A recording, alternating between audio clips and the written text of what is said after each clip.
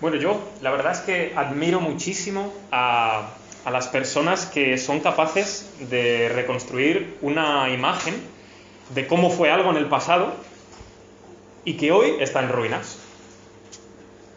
Veis ahí en la pantalla que se titula el mensaje de hoy de esa manera, ¿no? Se titula "Una piedra caída es el comienzo de una ruina". Y como digo, admiro a esas personas capaces de reconstruir lo que hoy está en ruinas, pero me hacen ver cómo realmente fueron, ¿no? Porque yo solo veo piedras o veo ladrillos ahí por el suelo, ¿no? Pero ellos son capaces de mostrarme que fueron un edificio, que fue un templo, que fue una fortaleza, que fue una casa, ¿no? Y admiro a esas personas que hacen ese trabajo. Porque no es una cosa de su propia invención, ¿no? Sino que es un estudio riguroso y son capaces de reconstruirlo. Y hoy en día, de hecho, seguimos valorando las ruinas, de alguna manera. Claro, nos da igual la casa que han tirado enfrente de la mía, que estaba ya para el arrastre y que, bueno, van a levantar un bloque hermoso, nuevo, con piscina. Pero no pensamos lo mismo si de repente empezamos a hacer turismo. Y yo no he estado nunca, pero debe ser maravilloso ir a la Acrópolis griega, todas esas ruinas que todavía existen allí, o a Pompeya, la ciudad de Pompeya, que es muy conocida, o el Machu Picchu, me estaba acordando también. O las pirámides, por ejemplo, que de alguna manera son ruinas, pero se conservan muy bien. No pensamos lo mismo acerca de esas ruinas, ¿verdad? Las valoramos, las apreciamos. Y nos gustan mucho, yo pienso, todas esas ruinas que todavía se conservan, porque al final creo que nos está hablando de algo que está muy dentro de nuestro corazón. Y sabemos que todo se envejece, que todo se deteriora, que todo se acaba destruyendo, ¿no? Pero con todo lo queremos conservar, aún nuestra propia vida, que también se va envejeciendo, va terminando y llega a su punto final. Y ese anhelo por querer conservar las cosas para que no se destruyan nunca, no es otra cosa sino el deseo que Dios puso en nuestro corazón desde el principio, la eternidad, el poder estar con Él siempre. Entonces, cuando nos acercamos a esas ruinas, a que todo se envejece, a que todo se destruye, nuestro espíritu, como dentro de nosotros, parece que se revuelve, ¿no? Intenta como luchar contra esa realidad, como diciendo, no quiero ser una ruina, no quiero que todo acabe, no quiero envejecerme, no quiero ser destruido finalmente. Entonces hoy quiero ver con vosotros cómo el ser humano puede arruinarse, pero también la manera de evitarlo, la esperanza de no llegar a ser una ruina. Así que, como ya hemos leído en Hebreos 2, vamos a ir punto por punto como suelo hacer y vamos a intentar sacar el máximo provecho de este capítulo. Ese hombre de ahí, si no hubiera puesto lo que he puesto, a lo mejor no sabríais quién es. Lo he titulado así, este primer punto, esto me lo he inventado yo, el síndrome Harry Houdin. Y efectivamente a la gran mayoría de vosotros, si no a todos, os debe sonar ese nombre en la cabeza. Es muy conocido porque fue un ilusionista, hoy lo llamaríamos mago, ¿no? Hacía trucos de magia, pero especialmente los trucos que hacía eran como angustiosos. Porque resultaba que él hacía trucos de escapismo, ¿no? Pues de ponerse cadenas en las manos, de encerrarte en una caja, con agua, o cosas que siguen existiendo a día de hoy, ¿no? Es como una rama dentro de los trucos de magia, el escapismo. Entonces él hacía ese tipo de magia o de trucos de magia y conseguía salir, ¿verdad? Como de circunstancias muy complicadas, sin ningún rasguño, todo perfecto, como estás todo a punto de la muerte, pero escapó. Y bueno, sabréis ahora en unos segundos por qué os pongo ahí su nombre y su cara. Si recordáis, o para quienes no estuvieron, en el capítulo 1 de Hebreos de la semana pasada, el autor hacía como mucho hincapié en que Dios nos había hablado de muchas maneras, de muchas formas, pero que finalmente lo había hecho a través de su propio Hijo Jesús y que era como la manera definitiva, la más clara de todas en las que Él nos había hablado, porque todo cuanto había dicho antes, por medio de Jesús, se completaba, era mejor, era perfecto. O sea, todo lo que se dijo en el pasado respecto a la salvación se encuentra concentrado en Jesús, ¿vale? Ahora bien, si Dios nos ha hablado por medio de su Hijo, el capítulo 2 nos hace como una alerta, como una advertencia de cuál debe ser nuestra reacción ante eso que Dios ha dicho. Y es lo siguiente, que seas diligente, que seas, lo voy a decir con otra palabra, esforzado. que atiendas a las cosas que Dios te ha dicho. ¿Para qué? Dice el texto, para que no te deslices, para que no nos deslicemos. Me vais a perdonar un momento. Es que esta palabra de deslizar, que utiliza aquí en el texto, en griego, es literalmente deslizar. O sea, como, ¿no? Patinar. Entonces yo es como que me imagino, en este caso, a una persona que estuviera pasando de un extremo a otro como en una pista de hielo, pero con cara de ignorarte. ¿Vale? Entonces, como deslizándose, pero como que te ignora lo que le estás diciendo. Bueno, lo peor es que me hace gracia, pero lejos de ser algo gracioso, la advertencia del texto es lo contrario, no te deslices, no patines, no acabes alejándote de aquello que Dios ha dicho en su Hijo, el Evangelio, ¿no? la salvación, y menos con cara de ignorar. Pero, ¿por qué no deberíamos dejar de atender a estas cosas? A estas cosas que Dios ha dicho, ¿no? Nos podríamos preguntar. Pues él dice, si la palabra que fue traída por medio de ángeles, y bueno, esto se está refiriendo a la ley en el monte Sinaí aquella vez, ¿no? Que había muchos ángeles, vinieron los ángeles con Dios, se dio la ley y demás. Dice, si esta ley, ¿no? fue sólida, fue firme, fue muy estable, y todo aquel que desobedeció, pues resultó que tuvo su contraparte, su castigo, por así decirlo. Dice el texto ahora, y aquí vais a entender lo del síndrome Harry-Houdini.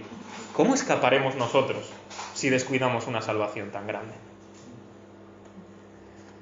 Y es por ese motivo que hablo de este síndrome, ¿no? Que yo me lo he inventado, por supuesto. Ahora lo mismo existe, pero me lo he inventado. El síndrome Harry-Houdini. Es una enfermedad que le afecta a todo ser humano más o menos allá por Génesis 3, pues desde allí. El hombre y la mujer comenzaron a huir de Dios. Quisieron desentenderse de Dios. Mira, Dios, muy bien todo lo que has hecho, pero no nos interesa. Adiós. Y empezaron a esconderse de su presencia, a pecar contra Él, por supuesto, contra los demás. Y a la vista está, que aquí está el resultado. Nuestro mundo está un poco loco. Y nosotros somos los locos más bien. Pero, como en todos los trucos de magia, por cierto, yo no lo he dicho, pero a mí me encanta hacer trucos de magia. Yo sé hacer trucos de magia, no escapismo. Lo hago con cartas, pero oye, me encanta, ¿eh? Pero como en todos los trucos de magia, el concepto técnico realmente nunca es magia, aunque lo llaman magia como, oh, qué bonito. Realmente el concepto es ilusionismo. Porque al fin y al cabo no es verdad, es una ilusión. O sea, el que hace el truco de magia te hace creer que está sucediendo algo que no está sucediendo. Por eso es una ilusión. Y sucede lo mismo con la intención de querer ser escapistas o Harry-Houdinis de Dios. Es una ilusión. No podemos escapar de Dios. Finalmente nos vamos a tener que encontrar con Él, para bien o para mal. No podemos escapar de Dios. Voy a poner un ejemplo de un escapista de la Biblia. Hay muchos escapistas en la Biblia, ¿eh? O que lo intentaron. Pero voy a poner un ejemplo. Además lo leímos hace muy poco, no sé si recordáis su nombre, se llamaba Jonás. Este hombre quería escapar de Dios. Lo intentó con todas sus ganas. No pudo, ¿vale? Pero, ¿sabes? Se le olvidó algo. Se le olvidó algo que debería conocer. Y está en el Salmo 139. Voy a leer exactamente lo que dice allí. Dice, ¿a dónde me iré de tu espíritu? ¿Y a dónde huiré de tu presencia? Si yo dijere, ciertamente las tinieblas me encubrirán. Aún la noche resplandecerá alrededor de mí. Aún las tinieblas no encubren de ti y la noche resplandece como el día. Lo mismo te son las tinieblas que la luz. Aquí el salmista decía, bueno, si me meto en la oscuridad, Dios no me verá. Y Dios dice, para mí la oscuridad es como la luz. Veo absolutamente todo. No puedes huir de mi espíritu ni de mi presencia. Estos hebreos a los que la carta iba dirigida probablemente tenían dudas respecto al Evangelio de Jesús, ¿no? Y estaban pensando como en abandonar ese camino, en abandonar lo que les acababan de empezar a decir. ¿Y a qué querían volver? Pues a lo que ya conocían, sus tradiciones, sus leyes, el Moisés, todo eso. Y es por eso que de repente se les advierte y le dice, ¿cómo escaparéis si descuidáis una salvación tan grande? La salvación que se os da en Jesús, la que Dios ofrece en Jesús. Y les empieza a decir que hay suficiente evidencia acerca de esta salvación. Mira, Jesús mismo empezó a predicar acerca de esta salvación. Y no solo eso, sus seguidores, sus apóstoles empezaron a predicar acerca de esta salvación. Pero no contento con eso, Dios mismo confirmó el mensaje de la salvación por medio de señales, de prodigios, de milagros y de cómo el Espíritu Santo iba repartiendo dones a las personas en aquel momento que creían en Jesús como su Salvador. Así que lo primero que aprendemos en nuestro texto hoy es No seas Harry Houdini. No intentes ser Harry Houdini con respecto a Dios. No vas a conseguir serlo. No vas a poder escapar de Él realmente. Es solamente una ilusión de tu mente, de tu corazón, nada más. Tarde o temprano, como digo, para bien o para mal, tienes que estar delante del Señor y, pregunto, ¿querrás presentarte ante Dios como alguien que quiere huir de su amor y de su salvación? ¿O como alguien que se aferra a ella con toda su esperanza y dice, aquí estoy?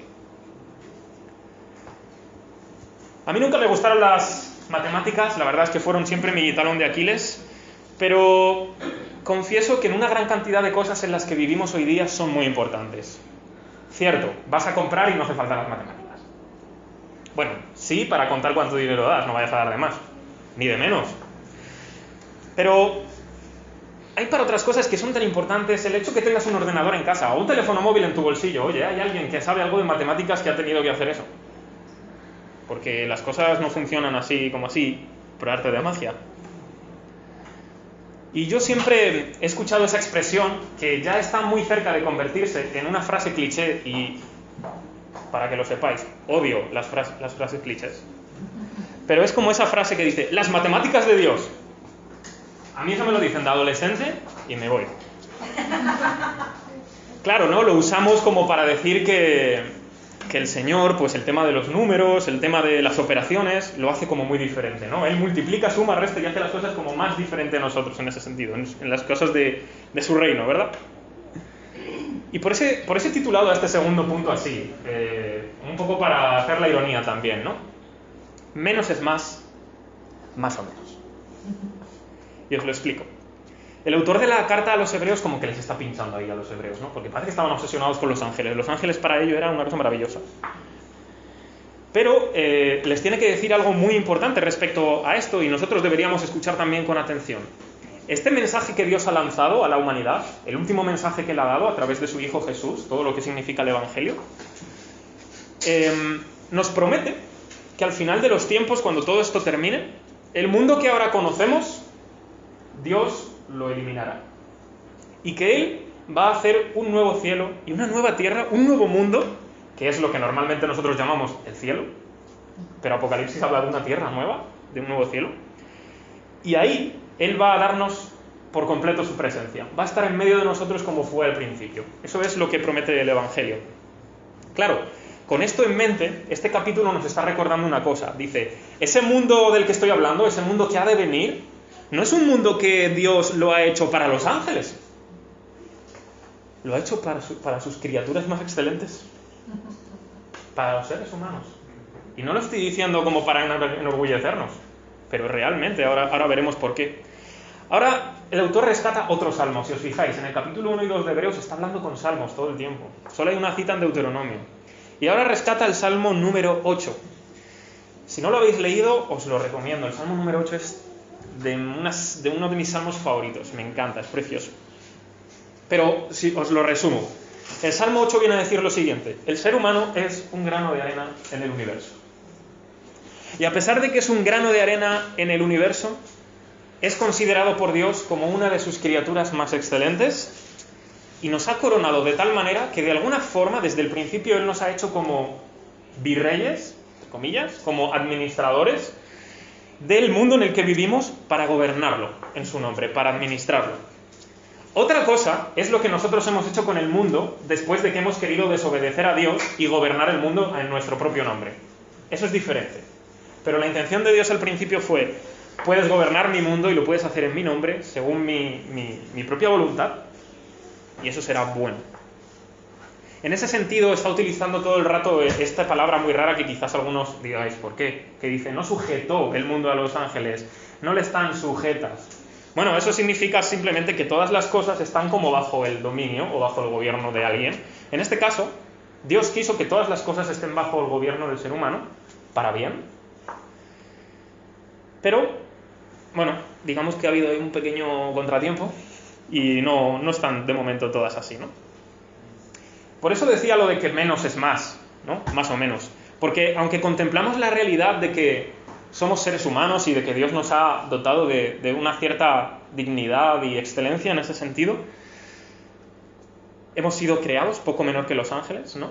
y somos pues minúsculos en comparación con el universo, con Dios. Tenemos una gran gloria, efectivamente, pero resulta que hay un mundo que va a venir en el futuro y que es mejor que este en el que estamos nosotros ahora mismo viviendo, donde vamos a ser, literalmente, reyes con Cristo. Reinaremos sobre la tierra, según dice Apocalipsis. Piensa esto por un momento. Ni siquiera los ángeles, que son superior a nosotros, tienen la concesión de parte de Dios de que venga un mundo en el futuro que ellos gobiernen. Ni siquiera. Y somos poco menor que ellos.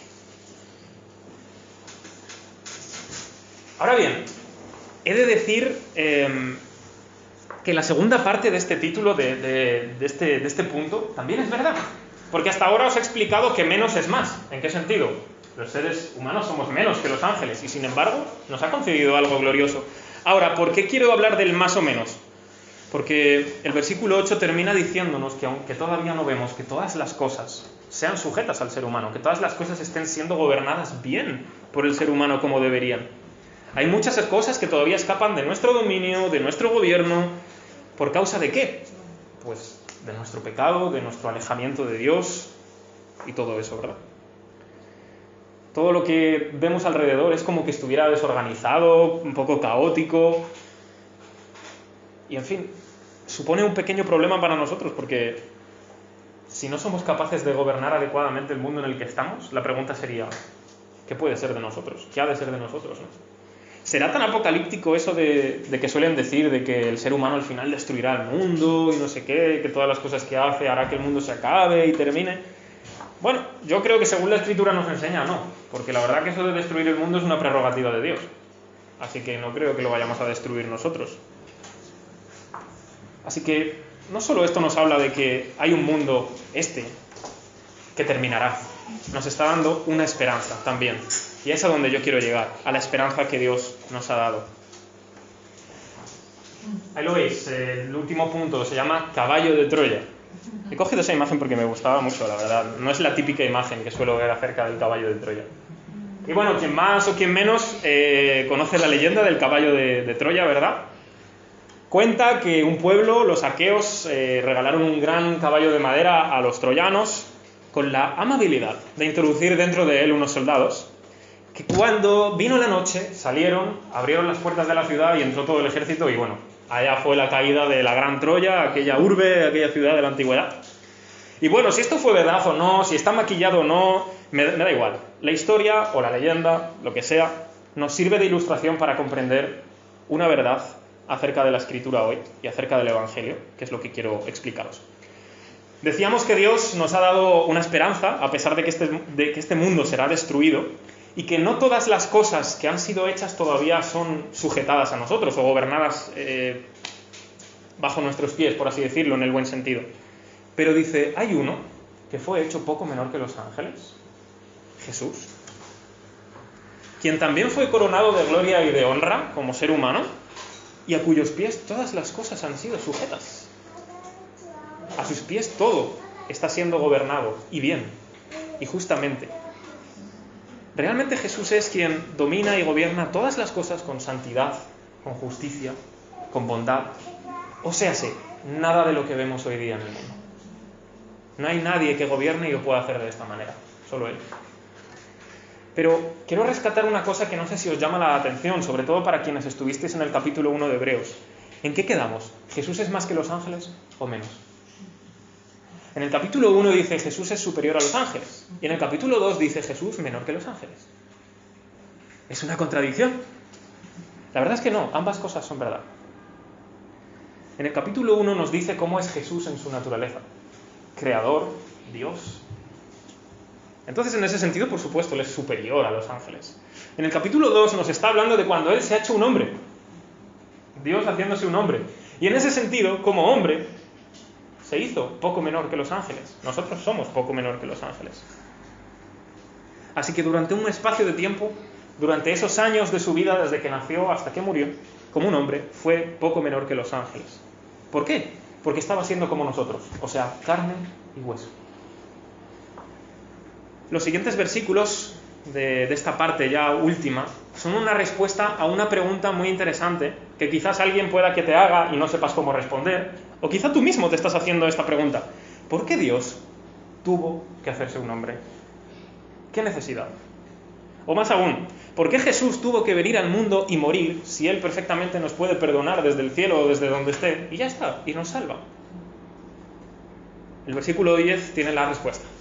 Dice, convenía a Dios mismo que por el hecho de querer llevar a muchos hijos a su presencia, a su gloria, perfeccionase al autor de la salvación de ellos, es decir, a Jesús, por medio de aflicciones, por medio de sufrimientos, por medio del dolor, como fue la cruz. Y ahora vamos a decir un poco más acerca de esto. Él dice, el que santifica, o es decir, el que nos aparta para la presencia de Dios, que es Dios mismo, o Jesús más bien,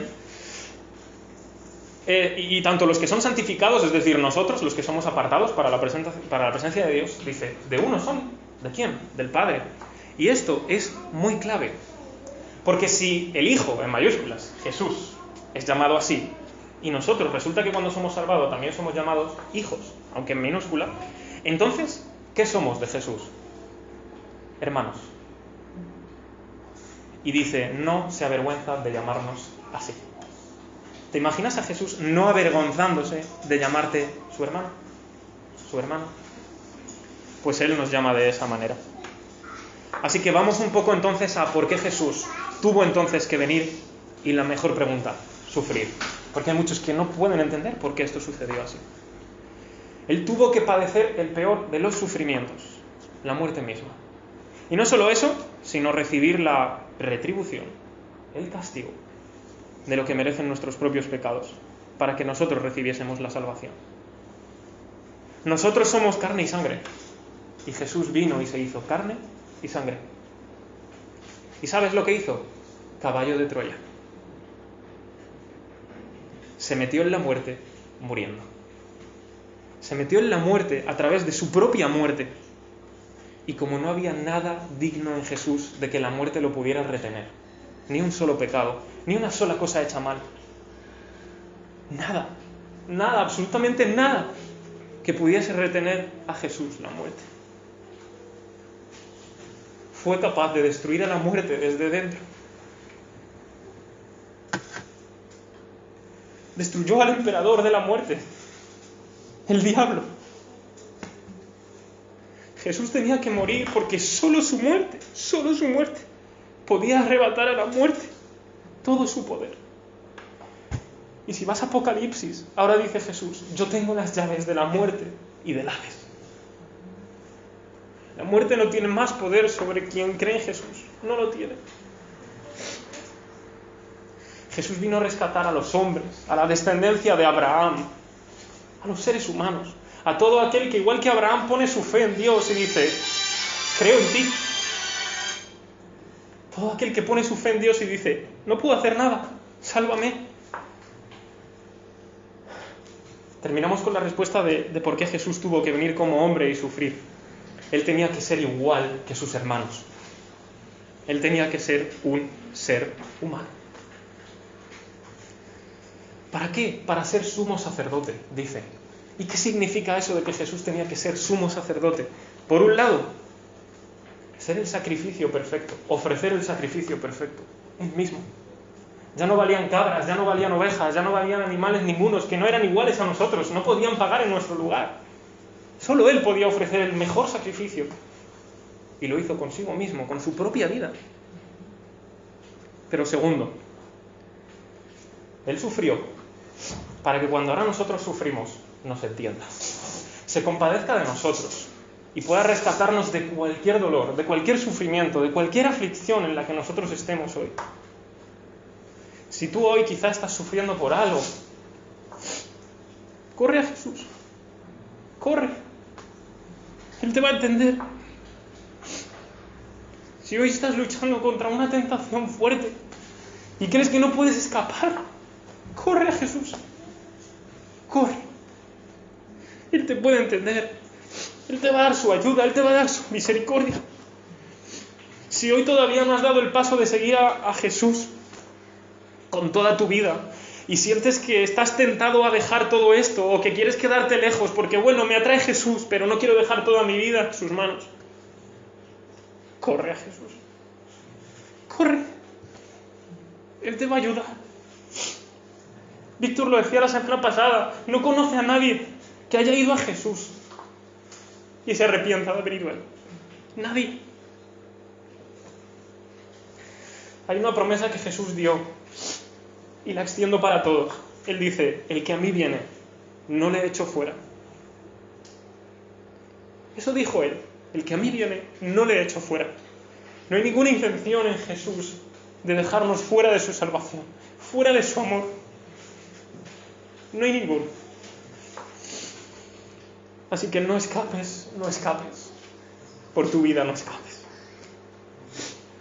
No dejes que caiga la primera piedra de tu vida, para que luego caiga otra, y otra, y otra, y al final seas una ruina. Una piedra comienza una ruina, es verdad, pero Jesús es la piedra angular, es la piedra base, es la piedra donde si tú pones tu vida, créeme, no se cae. Puede que se caiga cosas que no valen para nada, pero tu vida no se cae. Él es la piedra, no hay otra. Así que, corre a Jesús, no escapes, no lo intentes siquiera, no procures ser Harry Houdini, no escapes de esta salvación tan grande. No tienes que hacer nada, Dios lo ha hecho todo, y aun los que creemos en Él tenemos que seguir corriendo a esa salvación, porque no podemos hacer nada, no somos ni siquiera lo suficientemente buenos. Corramos a Jesús. Corre y salva tu vida.